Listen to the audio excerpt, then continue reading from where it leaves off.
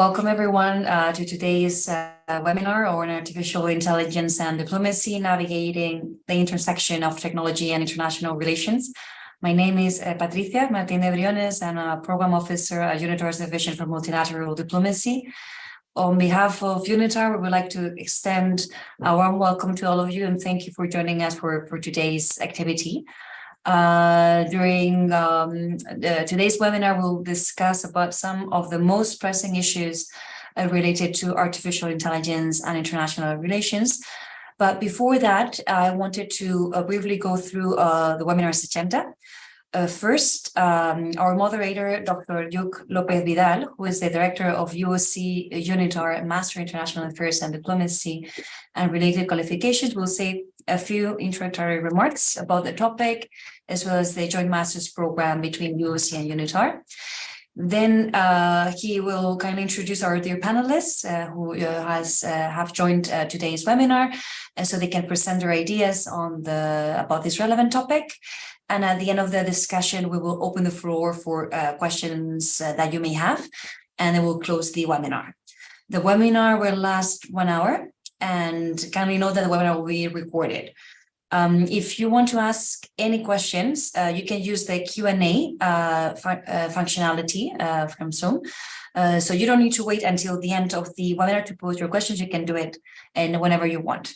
As you're a very large group of participants, to streamline the communication, we're going to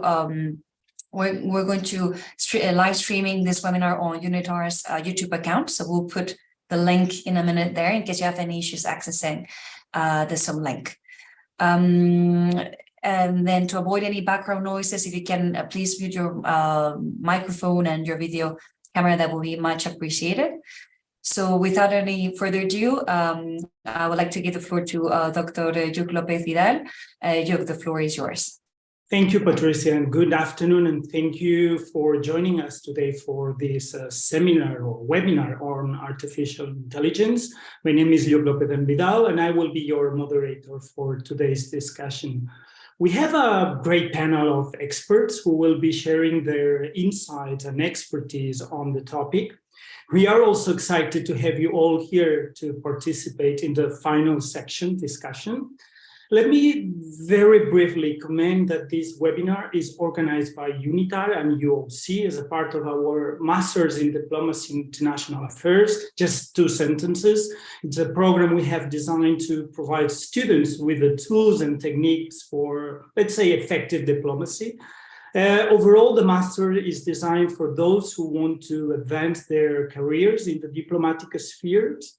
And I think it provides a unique opportunity to obtain a recognized qualification that can improve their professional credentials and open up new opportunities for their career. In terms of content, the master offers courses covering topics such as international law, conflict resolution, public diplomacy, and last but not least, artificial intelligence. The webinar is actually part of a series of webinars for our students who have the opportunity to discuss with leading experts and practitioners in the field and to learn from their own experiences. I saw some names of participants which are familiar to me. For those of you who do not know, we had the chance to meet in the field visit. Every year we organize in Geneva to visit different international organizations, the United Nations, WTO, etc. So I extend a warm welcome to them. Against this background, we have prepared today a webinar on the topic artificial intelligence and diplomacy. We are all here because we know AI is transforming the world we live in, from the way we study at the UOC, for instance, and communicate to the way we access and use information.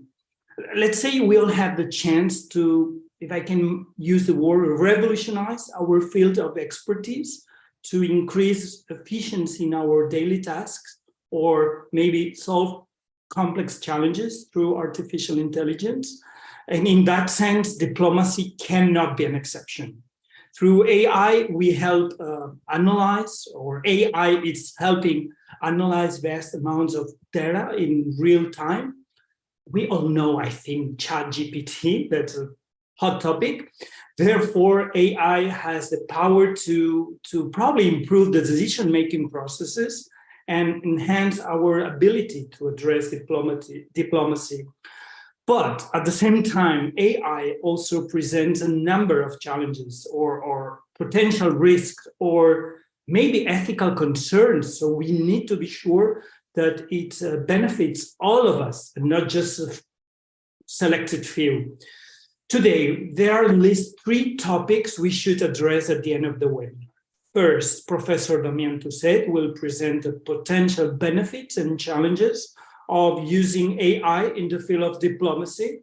It's essential that we explore its impact on international relations. Next, Professor Raquel Jorge will talk about the use of AI in diplomacy and how it can have practical applications in various areas, including humanitarian aid.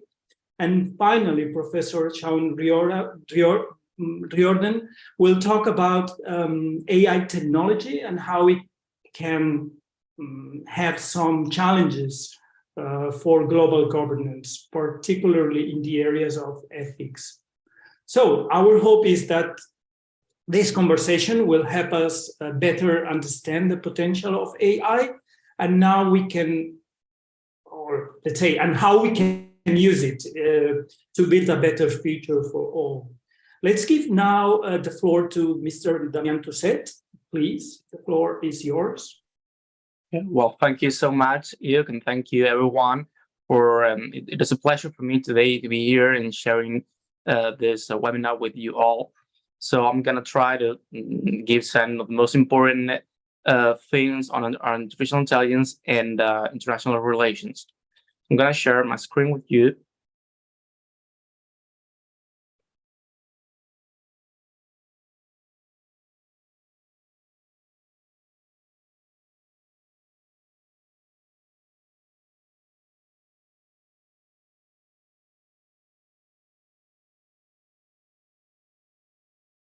Okay, can you see my screen? Yes. Yeah, okay. So first, when talking about artificial intelligence, I think it's important to talk about how it can impact the power dynamics and the balance of power, because as we continue to witness the advancements of artificial intelligence, it is important to recognize and it is important to know the significant impact that AI can have on power dynamics and the balance of power in society between individuals, organizations, and nations. Some of the some of the implications can be, first, in disruptive technology, AI has the ability to automate and augment many tasks, potentially rendering current jobs and industries which are obsolete, which has the potential to dramatically alter power dynamics, as those who control the AI will have a significant advantage in the job market and will be able to influence the distribution of wealth. Another way AI can affect power dynamics is through the data that it collects and analyzes. AI relies heavily on data, and companies and countries with access to large amounts of data will have a significant advantage in developing and deploying of AI technologies, which could lead to the concentration of power in a few companies and a few countries. With expansion of connected devices and the Internet of Things, vast amounts of data are being generated every day. Those who control the AI that analyzes the data will have significant power over those who do not. They will be able to use this information to influence decisions, shape opinions, and manipulate behavior. We have to talk about military applications too, because AI has the potential to revolutionize military strategy and capabilities, potentially giving countries with advanced AI capabilities a significant military advantage. One of the most prominent military applications of AI is the development of autonomous weapon systems. The systems are designed to operate independently without human intervention and are capable of making decisions and taking actions on their own. So Some people argue that these systems could reduce the risks to human soldiers by performing dangerous missions, such as clearing mines or patrolling dangerous areas without exposing human personnel to harm. Another potential military application of AI is the area of artificial intelligence gathering and analysis, because AI systems can be used to process large amounts of data from multiple sources, allowing military analysts to identify patterns and make informed decisions more quickly. So these systems can also be used to identify potential threats and predict future conflicts, allowing military planners to take proactive measures to prevent or mitigate these threats. However, the use of AI in intelligence gathering and analysis also raises concerns about privacy and about civil liberties. AI systems are capable of processing vast amounts of personal data, raising questions about this protection of individual privacy and also about the potential for misuse of information. Additionally, AI has the potential to amplify existing power imbalances in society, because if the data used to train AI systems is biased, then the decisions that AI makes will be also biased. So this can perpetuate existing inequalities and further entrench power imbalances. So equipped with facial recognition algorithms will capture ever more defined cognitive understanding, not only of our biometrics features, but also about human emotions and behaviors. So this new form of intrusive computing in our personal lives has significant implications for self-determination and privacy, specifically when talking about children's privacy. Overall, the development of and deployment of AI will have far-reaching implications for power dynamics and balance of power. And it will also be important to carefully consider these implications and take steps to ensure that AI is developed and used in a responsible and equitable manner. Second big issue, big block is the impact of AI on international relations and global governance. The potential impact of AI on international relations and global governance could be significant. Some of the ways it could impact would be, first, obviously, in diplomacy. One of the most significant ways AI can impact in diplomacy is through the analysis of large volumes of data. With the increasing amount of data available, AI-powered tools can help diplomats to quickly process and analyze vast amounts of information from different resources. This can aid to identify trends, predicting future events, and developing more informed strategies in areas such as national security, trade policy, or global health. AI is also important and is impacting the way diplomats interact with each other. With the use of virtual assistants, diplomats can communicate with one another in real time and efficiently coordinate their efforts. This can help to reduce the time and resources required for diplomatic negotiations and improve the accuracy and effectiveness of communication between different countries and different organizations. AI can also help in the process of conflict resolution by analyzing data and predicting these potential outcomes of different scenarios. This can lead to a more effective negotiations and the avoidance of military conflicts. And AI can also help to automate routine tasks and such as scheduling meetings and allow diplomats to spend more time on high-level strategic planning.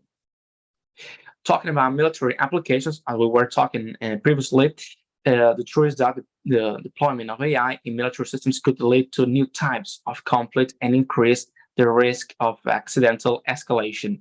It could also challenge existing norms and laws, international law of armed conflict. Third, we should consider the global economic disparities, because AI has the potential to further widen the gap between developed and developing nations, as countries with advanced AI capabilities could gain a significant economic advantage over those without.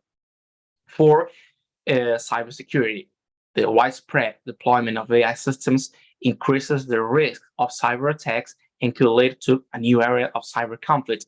AI can help definitely to detect and prevent malicious activity, and AI-driven systems can detect anomalies in data, traffic, and alert systems teams of potential threats.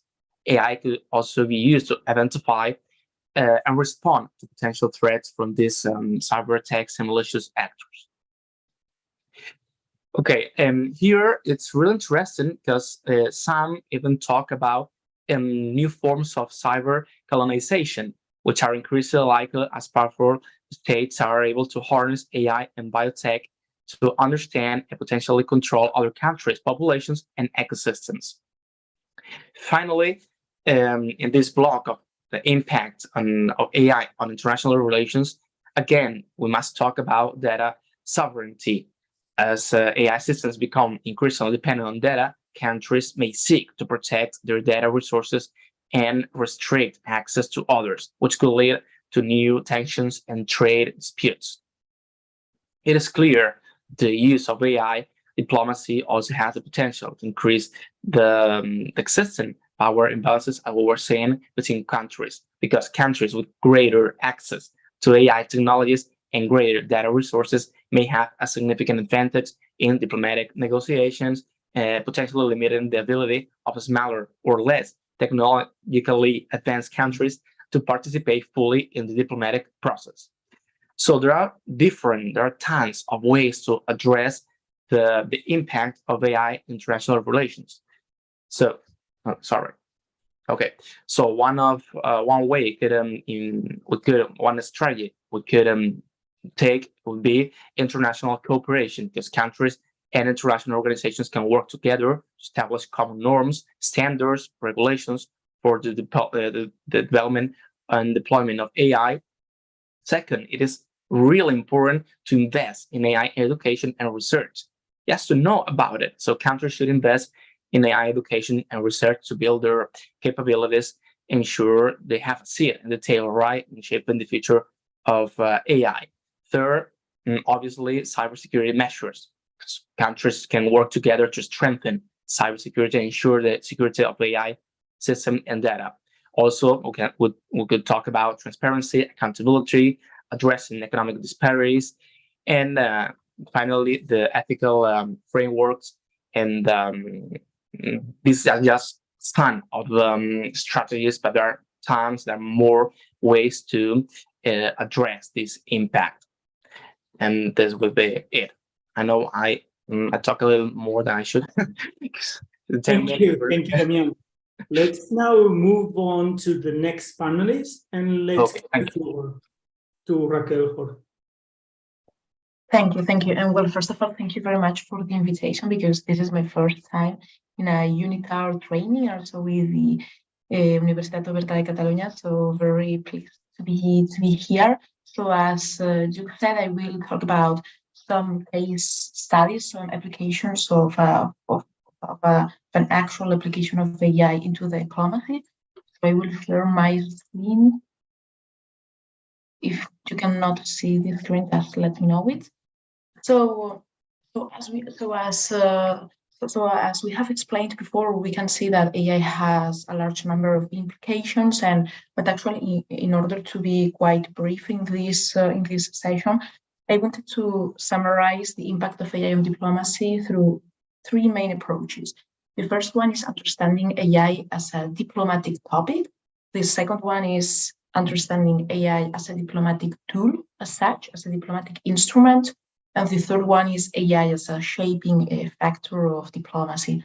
What we see in the first case, so AI as a diplomatic topic, is that AI is becoming, as we have said, a broader policy topic in the international arena and agenda, which has a strong impact either on the economy, businesses, private sector, but also in security and peace, and also human rights, which is a topic that we could delve into if you all want later on. The second area is AI as a diplomatic tool. What does this mean? That the diplomatic corps and the day-to-day tasks of diplomats can seize the opportunity of AI.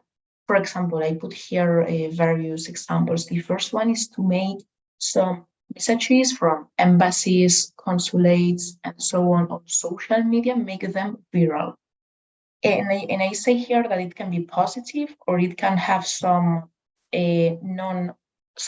some unexpected effects, because on the positive side, sometimes the embassies can leverage AI to make some messages viral. But the other side of the coin is that sometimes you, as an embassy, can receive a strong viral message against you. So then you need AI to analyze how this deepfake, how this fake news, how this disinformation message on social media has been spread through AI. This is very important. A second example is how you can identify target audiences, or which types of audience are following your social media, for example.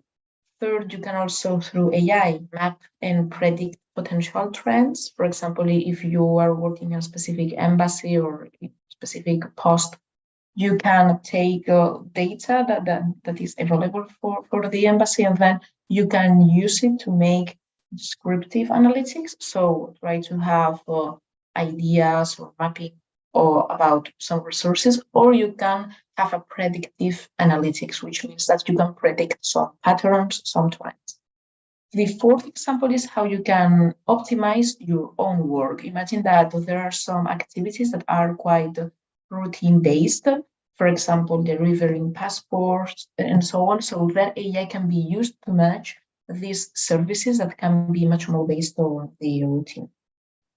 And then, apart from this very diplomatic tool as AI is, I also wanted to reflect on some applications that are being used with AI. For example, when it comes down to the World Trade Organization, this is a place where states, where countries discuss trade negotiations and the rules of origin, etc. So, for example, IBM, alongside much other companies, have developed, so in this case, IBM has developed the Cognitive Trade Advisor, which is an AI-powered tool that allows countries and also private sector companies to be much more quicker in how to understand and how to get a position, for example, on a trade negotiation, because you have lots of information and then you have to handle everything. And the third point is AI as a shaping factor of diplomacy. And in this case, I think a clear example is the current situation, geopolitically speaking, between China, the United States, the European Union, but also countries from, for example, the African continent, from the Latin American, Caribbean region, etc.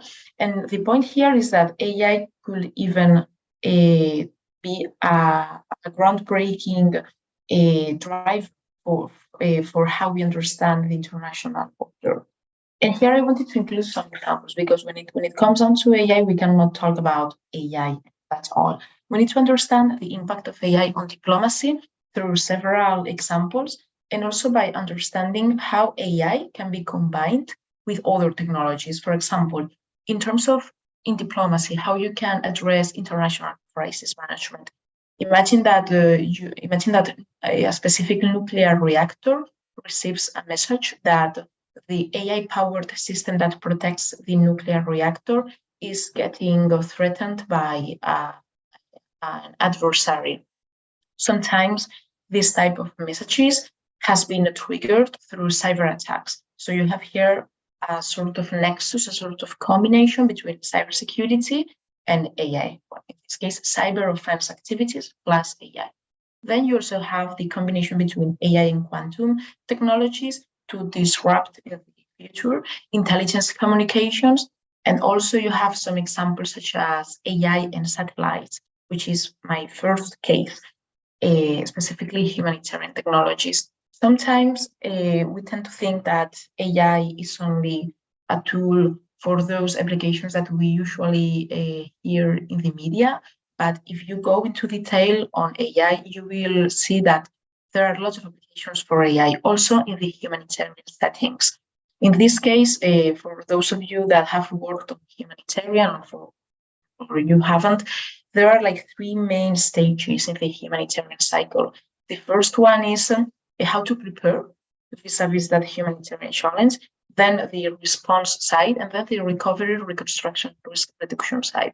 In this case, there are lots of technologies that you can make use of, for example, 5G or blockchain technologies to make refugees in a refugee camp to have their own entrepreneurship, for example, but also you can use AI. And in this case, I wanted to reflect in these specific examples. For example, the Office for the Coordination of Humanitarian Affairs at the United Nations uses what is called crisis mapping, which means that through a satellite, you make use of AI to detect quickly main isolated areas or main hot points that could be harmed or damaged, for example, in a crisis scenario.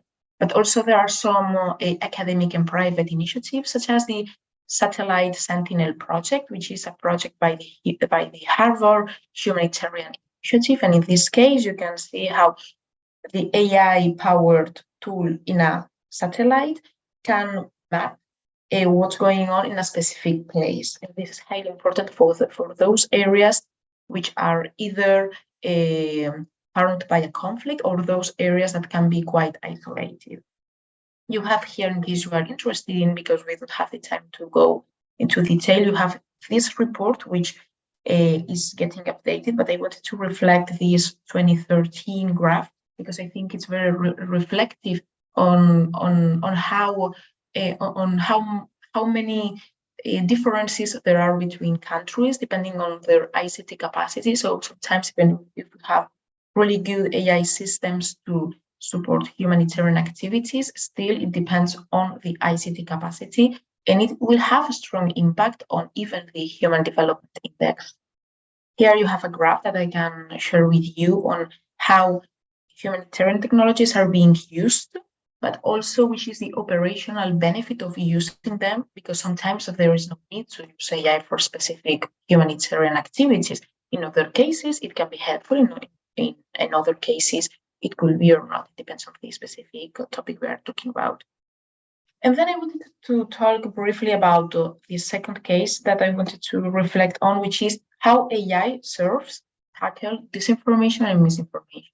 You can think that this is a really difficult map, but actually, if you read it smoothly, we will realize that it's not, because AI can be used, first of all, to translate narratives into specific messages. Imagine that you have a strong book or a strong text that you want to spread out through social media.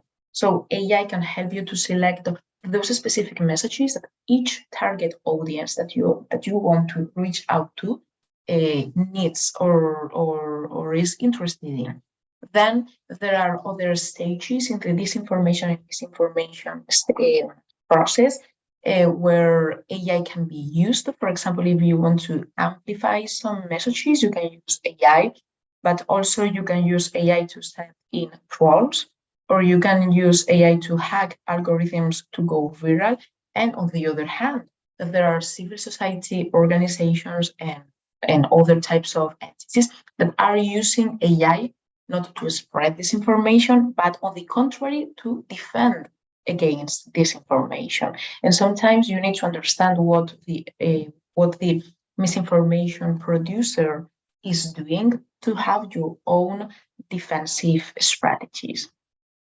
And then we can discuss all this in the Q&A if you want, but in terms of the third approach to AI in diplomacy, so AI as a leading factor of diplomacy, I wanted to show you a clear example on how AI is driving the EU to have its own digital diplomacy framework. We have less than a minute. Yeah, thanks.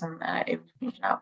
So what we see in this digital diplomacy framework is that the EU has decided to not just make ad hoc initiatives with third countries or third actors, but also to specifically have top-level dialogues at the political, working, and policy level to make AI and other technologies an actual new layer of foreign policy by the EU. So we have here AI, but also other technologies. And you can see here that they are working with a large number of partners. So with this, I just wanted to show you two specific cases and how AI is changing the diplomatic scenario. Thanks. Thank you, Raquel. So let's move on to the final panelist. So Professor Sean, please, the floor is yours. Okay, thank you very much, Luke, and thank you for the invitation to this webinar. I'm afraid I don't have any slides to show anybody, but that may make me talk quicker. But on the other hand, I do have the experience of actually having been a diplomat. So looking at the issue of AI and diplomacy, perhaps more from the inside. I think one of the things that we need to do is to be very accurate about what we mean by AI. AI is not just one technology. AI is a series of different technologies.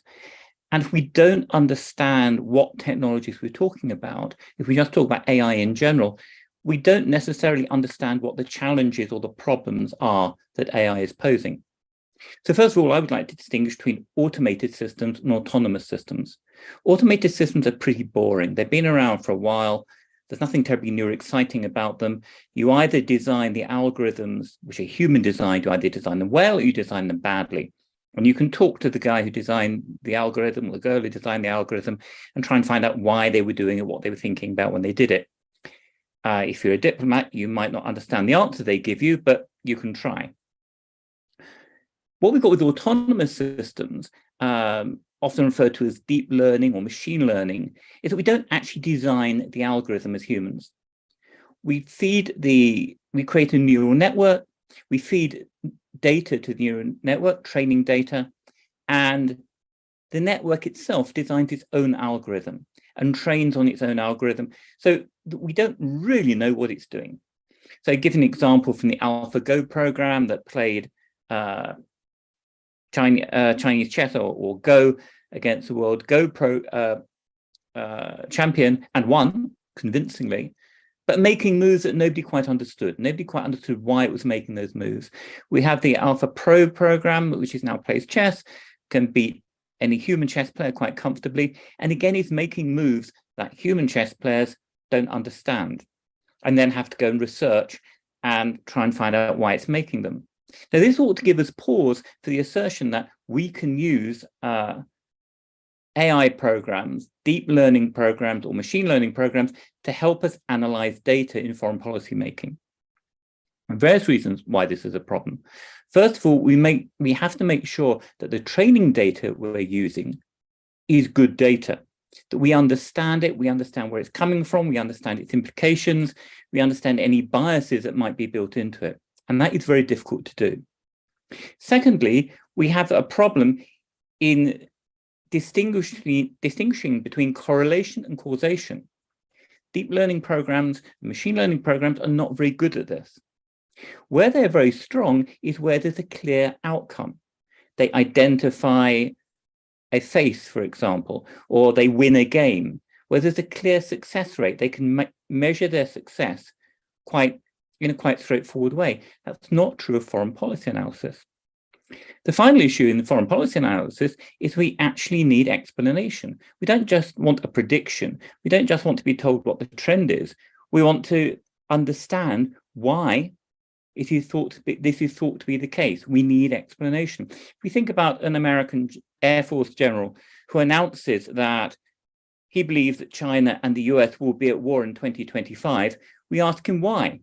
We may not be very happy when he says it's his gut that tells him. We may not regard his gut as a very reliable geopolitical analyst, but at least we've got some kind of indication of what's leading him to make that statement. And at the very least, that it's not a rational analysis, it's a gut reaction. With a machine learning, deep learning, we get none of that. As of now, there's no explanatory value. Finally, there is a question as why deep learning programs or machine learning programs should be any better at predicting outcomes or forecasting outcomes in complex adaptive systems. It raises almost a philosophical question whether such systems, in the international environment is such a system, are actually inherently unpredictable. The problems and challenges also apply to issues like disinformation, where the kind of programs that are being used to create deep fake videos and images now, like the GANs programs, by their very nature, tend to be difficult to identify, difficult to analyze. So we need to understand how disinformation programs may not be helped by using AI. Likewise, in cybersecurity, there's no particular reason why AI is going to make cyber defense any better than cyber offense. Indeed, the internet as constructed actually has a bias for cyber offense against cyber defense. I think one of the big issues, one of the big challenges for dealing with artificial intelligence at the international level is going to be negotiating and agreeing what the position of humans are in AI systems.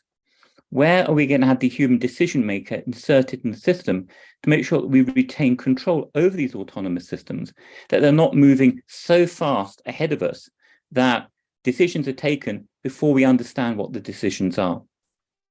Now, there's big debate about whether the human decision maker should be in the loop, on the loop, or out of the loop. In other words, should the human decision maker actually be making decisions, which would be in the loop? Should it be on the loop, which means having a veto? And should it be, or can they be out of the loop altogether? You just set the system going and let it run. Those issues are issues that we need to be debating at an international level so that we have some common ideas and common understandings of the problems. And if perhaps there's one more thing I'll mention that we've not spoken about, it's the environmental damage that AI systems do. AI systems, we tend to think of these things up in the cloud, they're in the air, but they actually have a very physical embodiment. And one of these is environmental damage. AI systems require enormous quantities of energy for their computing power. AI systems require large numbers of rare earth metals for the construction of the hardware on which they're depending. These have enormous environmental implications. To just give one idea, cryptocurrencies, mining of cryptocurrencies is now consuming more energy than all gold mining in the world. We should be thinking about these environmental challenges, which add to the extent to which we get a social divide, a digital divide between the rich and the poor, those who can afford not only to develop these technologies, but also to pay for the energy that they're going to consume. And we have the real danger that we move into a world in which an elite have access to AI or the benefits of AI, and the poorer countries are those left processing the rare earth metals with all the environmental pollution. They get all the downsides, but they don't get the upsides. And I'll leave it there. Thank you. Thank you for your presentation. I think we can start already the Q&A session where the audience has the opportunity to ask questions and engage in discussion with our expert panelists. I have already collected some questions. Where should I start? I think I will start with the question mentioned by Eduardo Alencar. I had the same question, actually. That's why I think we can merge it into a single question. The topic Sean and Raquel mentioned already, it's a few fake news. And Eduardo asked, how can you use AI and diplomacy to address fake news and to share information on anti-corruption practices?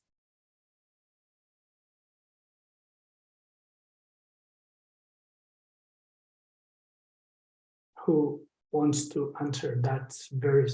Well, I think very, very simply, I'm not sure that AI is going to help us much with fake news or disinformation. If anything, it could make the disinformation even more effective. You can see ChatGPT being used to generate enormous quantities of disinformation very quickly, with which you can drown out social media. GANs technologies are able to create very effective fake videos, deep fakes. So I think at the end of the day, you rely on your own judgment, your own critical thinking. It's what we're kind of supposed to be good at as human beings. We just need to get better at it. But I think we need to be more reliant ourselves and not think there's going to be a technical fix to what is a political problem. Good, thank you. Let's move on to the next question, maybe for Damian, but the question was, what would be the flip side of AI for military? Okay, yeah, thank you. Well, as I mentioned before, I think the flip side would be the actually AI. AI, I think this is common to most of the questions. It really depends how we use AI, because it can be really beneficial or it can be a total disaster, right? So talking about military, I think it can affect, like, it can create new types of conflicts. So that would be the main, from my point of view, the main flip side. Good. There is another question, actually, Sean already mentioned, environmental challenges.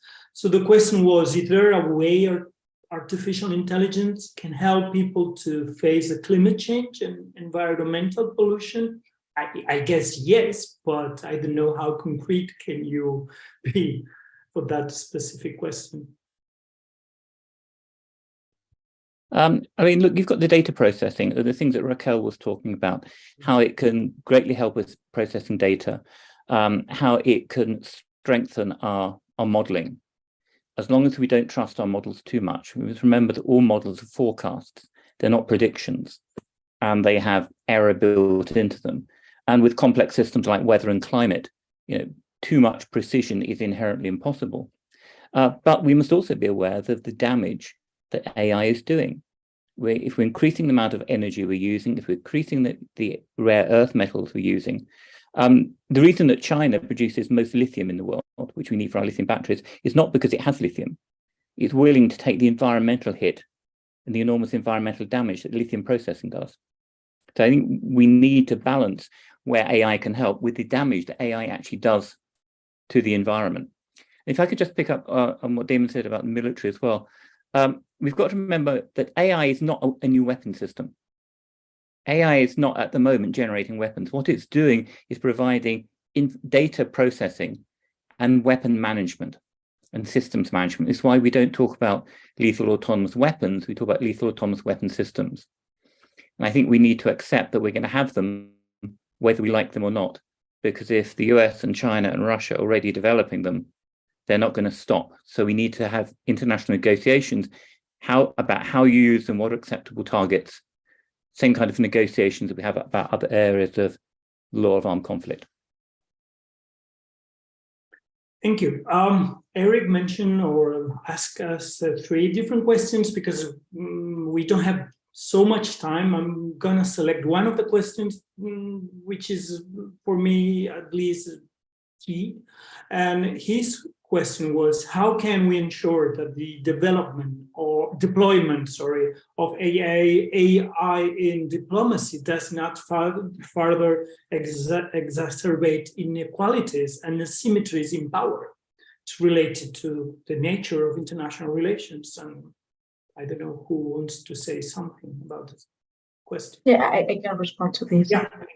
So with my colleagues, well, I think it's a really good question because sometimes, so in terms of AI, there is like a huge debate. So 5-6 years ago, the debate was put onto the ethics of AI, and ethics should apply to every layer of decision making and all sectors. And now, since 2019, kind of, even if before as well, a larger number of NGOs and civil society actors are also taking the lead in terms of AI and the international impact. And it looks like now that the debate is put into ethics and human rights. So in this case, I think that when it comes down to diplomacy, it is important to rely on AI as an enabling technology, but not as the solution for everything. So it is similar to other tools. I mean, you can rely on it only if it's truly if it will truly provide you with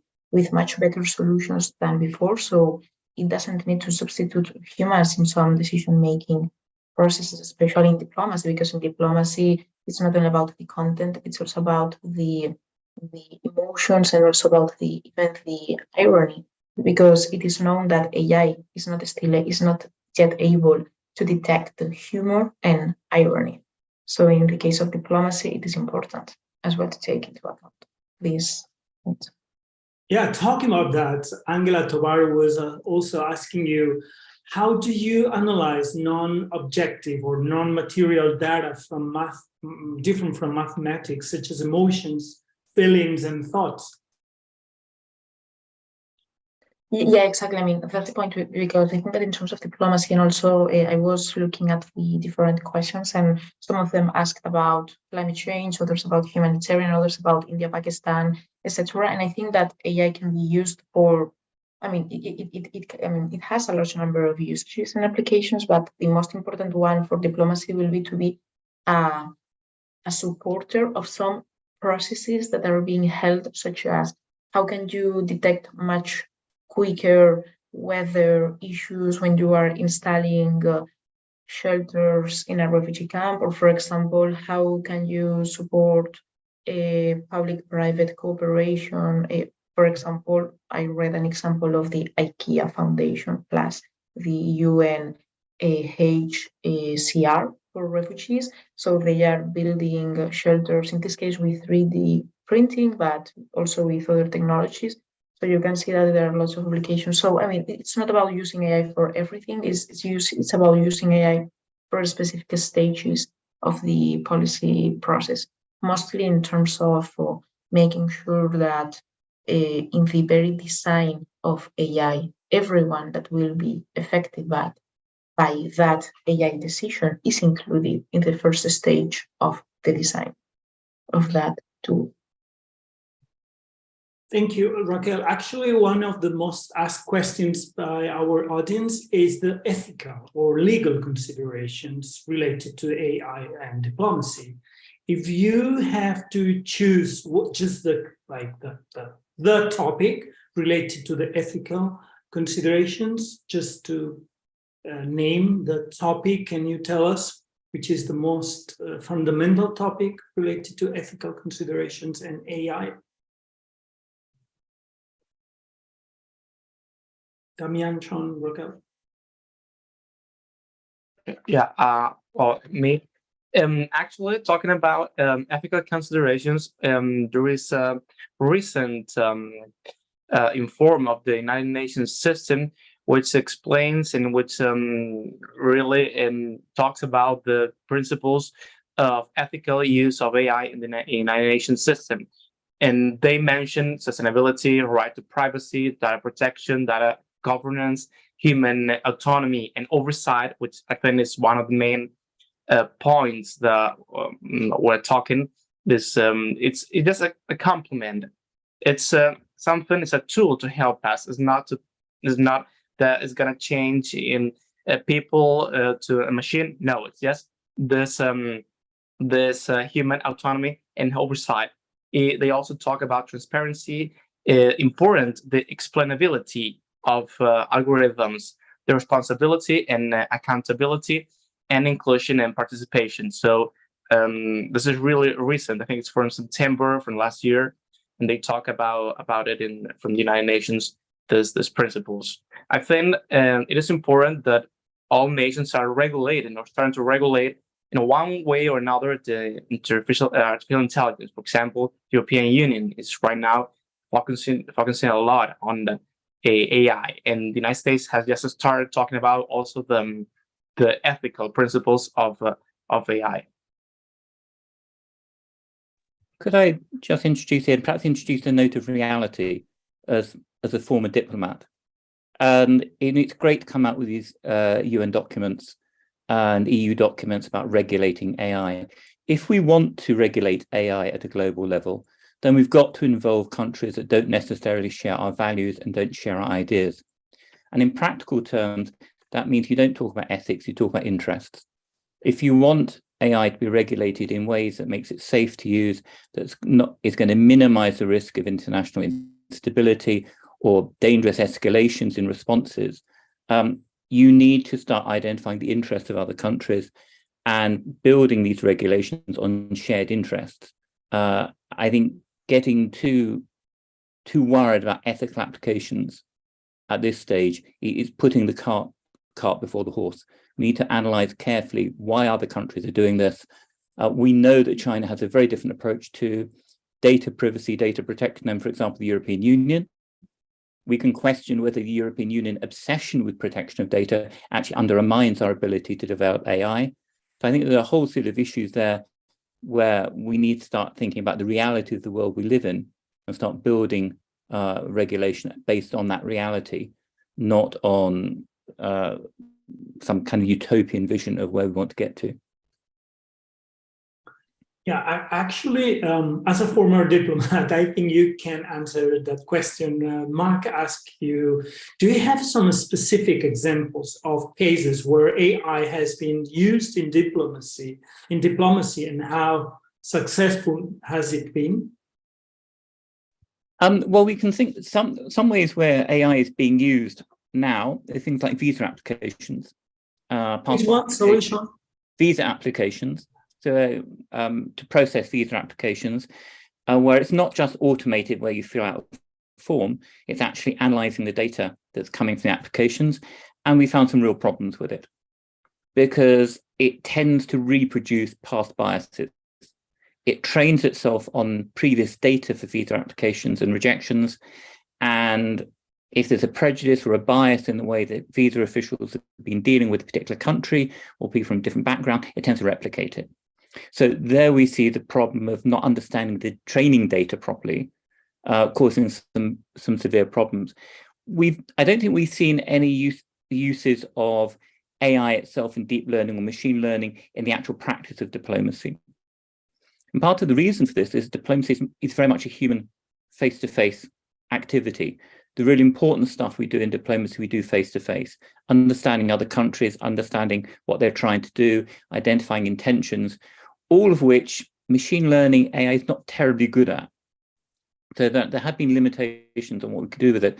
One of the areas that is being looked at is using AI for negotiations and essentially recreating AI, negotiations as a game between two machine learning programs, one representing each country. Not because you're going to get the outcome, but you're able to identify optimal outcomes for both sides. But then again, you have to have a human decision maker deciding whether those optimal outcomes are good enough or whether you prefer not to go to an agreement. So I think we're still at very early days. And diplomats generally, diplomats are still trying to understand social media platforms. So give them time. Good. I'm very curious about the answer to that question. Iwamoto asks you, are there any case studies regarding the combination of AI and behavioral science? For instance, by applying predictive human behavior, can I prevent discrimination on social media?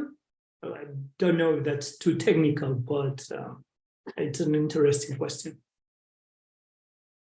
Raquel or Pamela, Sean. Well, there are evidences from actual examples in some urban security programs that make use of AI to detect which is the main pattern of behavior by a specific social demographic groups in specific cities, also in several countries across the world, so in all regions with no exception. And in this case, AI is being used either to identify whether there is a shooting, but also, by voice, because it also identifies voice messages, but also they also aim to identify based on historical databases how a specific person will behave. And this also has, it has like two sides of the coin. The first side of the coin is that it aims to optimize, for example, how police patrolling should look like in certain neighborhoods in that city. And the other side of the coin is that sometimes if you rely on historical databases, some inequalities could be exacerbated and much more increased. So it has its two sides of the coin. And this will be an example of finding some behavior patterns. I cannot ignore the following question. We are so involved because she or he is an anonymous attendee, is asking, are there any major challenges or disadvantages of AI in education or educational sector in our masters? How do you perceive the use of AI in our masters? For instance, just to give you a very specific, how to say, case.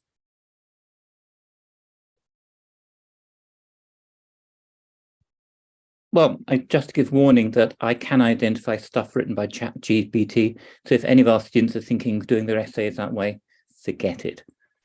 I mean, that clearly is the downside to AI in education, the way that students can use it to cheat. And teachers have to get much sharper in identifying, possibly using a counter AI program, but they're not very. I mean, the trouble with using counter AI programs is the original AI program will get better in response to your counter program. And so you end up in a kind of persistent arms race in terms of students not writing their essays. But I think there's a lot of scope for introducing simulations, AI-driven simulations, particularly in issues like international relations or diplomacy studies, where you can have AI-driven negotiating simulations, wargaming scenarios. So I think there's a lot that we can do with AI in the teaching framework. But at the end of the day, education is like diplomacy. It's a face-to-face human interaction. And we need to be careful not to lose it. Damian, how do you see the use of ChatGPT in our masters? Yeah, well, in general, I think rather than be afraid of it, I think it's we all must learn and do stuff with chat, in this case ChatGPT or any AI tool. I don't think we must be afraid of, oh my god, they're using ChatGPT, so okay, we're gonna use, or we're gonna do some homework with this tool, right? So I think I will approach it that way, really, not like, oh my god, or prohibited, or no, just okay, it's a new tool, and we need to get access, and we need to get and to know how to use it and get all we can of it. So it's not about being scared or prohibited. No, I think we must adjust as a society to new forms of learning, really. And Raquel, you're mainly a researcher, actually. So how is your feeling about the GPT or any other artificial intelligence in your sector? So you're approaching to the topic as a, I don't know, as he or she is my friend, or it is my threat to my job? Well, as a sociologist, I always aim to analyze things as a non-user, well, as a user, right, but through the lens of a non-user. And I honestly think that ChatGPT and the way I'm approaching it is through the lens of how it will affect trust in democracy. Because, for example, compared to some COVID apps that were created during the high peak of the pandemic, now it looks like with ChatGPT there is a huge, there is an important support to ChatGPT as a solution to some topics, and sometimes it looks like it could be a substitute for some human-led decision-making processes at the institutional and governmental level, and also this falls back on some examples, such as this new political party that was supposedly created in Europe that aimed to have an AI system as the platform to respond to any need from any citizen. And there was a sort of a large support over it. So now with ChatGPT, we will see what happens. Sometimes, ChatGPT has long existed. I used it a few years ago. The point is that now it has gotten much more well-known. So we will see what happens when the hype gets smoother. Yeah. Or can I say another thing? Yeah, and the actual ChatGPT is just the beginning. Like, you don't even know how it's gonna get in 1-2 years with all the data. So if people are scared of getting rid of jobs, and this is just the beginning. So people better understand AI, better use it in the proper way than being, oh no, we don't want to know anything about it. And because again, it's just the beginning of the explosion of AI tools. Yeah, Monique's questions deserves a PhD thesis probably, but I'll try to ask you, how are laws of privacy, data protection, and respecting the country's sovereignty going to change with the use of AI? You somehow mention it in some presentations, but can you just tell us some specific way that you think it will change with the use of AI?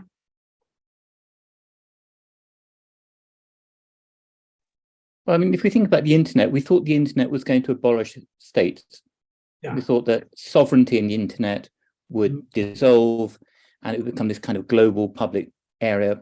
And in fact, it's not happened. The state is back. If anything, I'd say the state is more important in international relations now than it was perhaps 5-10 years ago. And we're seeing a degree of fragmentation of the internet as states take very different approaches to protection of data, privacy, and in general regulation of the internet. And we see these differences even between Europe and the US, with very different approaches to data protection in the US and in the EU, causing transatlantic tensions in treatment of American companies. So we're already seeing that. We're seeing that with the internet. I don't think AI greatly changes that. We're seeing countries quite clearly deciding, like the US, like China, like Russia, I think like a country like India as well, that AI is a tool to be used by the state. It's a tool to enhance state power. And I don't see it breaking down the role of the state. I think sovereignty is going to remain important. In terms of data protection, privacy, we've seen, because every country has different rules, we're seeing different experiments going on around the world. And I suspect that we may find that our very strict data protection rules in Europe may leave us at a disadvantage with countries that make much freer use of their citizens' data, because we're essentially talking about data processing technologies or data trained technologies.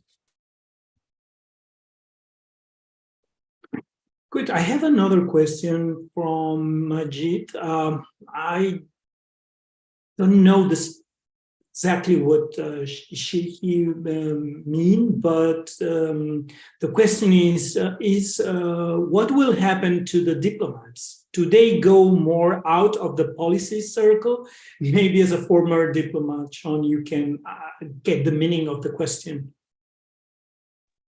And look, we were talking about studies, and Raquel spoke about predictive studies in the criminal system. There's some other really interesting neurobiological studies have been done recently about identifying intentions and how good humans are at identifying intentions. And we're actually really good at it.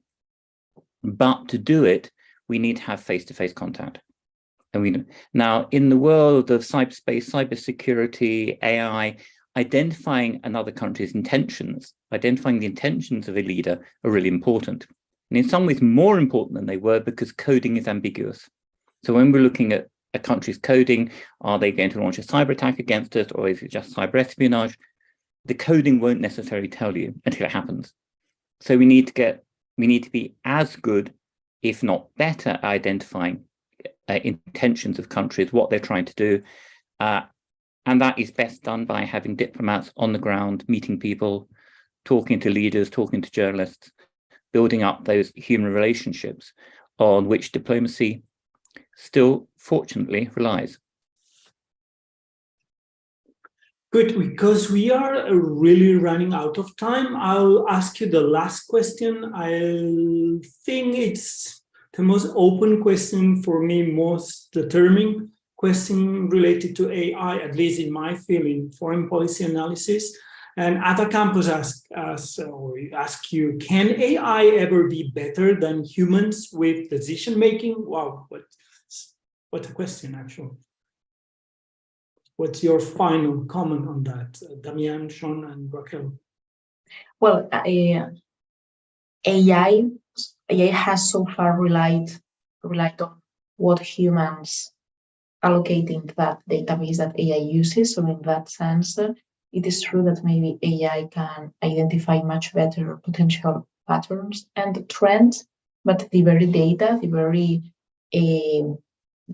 material that AI relies on depends on humans. So in that sense, still AI could be a good support for human decision-making process, but still it will be up to humans to trigger decisions and to trigger real attitudes. And also remember that technology is becoming and is a huge groundbreaking issue, but still there are lots of topics that don't rely on technology at all. Water crisis, scarcity, poverty, and so on. So in that sense, it is important to take into account AI from a techno-responsible perspective, and also think that some diplomacy issues do not have anything to do with technology. Simple answer, no. And the reason why not is that, as Raquel said, basically AI is data processing, it enhances our capability to take decisions. But where we see AI, and particularly machine learning, deep learning, successfully taking decisions, is where there are clear markers of success and failure from which they can learn when we're feeding in the training data. And so games, obviously, you can clearly identify success or failure. Facial recognition, you've got clear criteria for success or failure. In foreign policy, we don't. In foreign policy, we don't know whether we've made the right decision. Even 20, 30 years down the line, historians are still arguing about the Munich Agreement in 1938 and whether Chamberlain got it right or not. So where it is so unclear and ambiguous what good decisions are, I don't see AI being able to take decisions. It's the old Kissinger saying about the problem with foreign policy, is that when you have no information, you have the greatest freedom of action. By the time you get the information in, you've got no freedom of action. So foreign policy is about doing things in conditions of extreme uncertainty. And AI is not particularly good at that, at least not at the moment. Thank you, Sean. One last question, Damian, or we can just end our webinar. Sorry? Yeah, do you want to add something on? No, I think that, definitely the AI is not going to substitute like diplomats at all and decision making at all. At the end, it's a human decision, and there are emotions, there are things that AI systems cannot see, cannot control. So as we were saying before, right? Like smile, irony, and all this is just impossible for an AI system to identify it. So definitely not. Yeah. So we have reached the end of the webinar. Thank you for all of your interesting questions and for your very active participation. I would also like to thank all panelists, Sean, Raquel, and Damian, for sharing their valuable insights and experience in the field of AI and diplomacy. Sean and Damian actually are also involved in some subjects as part of the UOC and UNITAR. So in case you are interested in signing up for this master program, you'll probably meet them again. And if you wish to receive more information about UOC and UNITAR or related qualifications, please do not hesitate to visit UNITAR or UOC website or contact us. And thank you so much for being today this webinar. Thank you.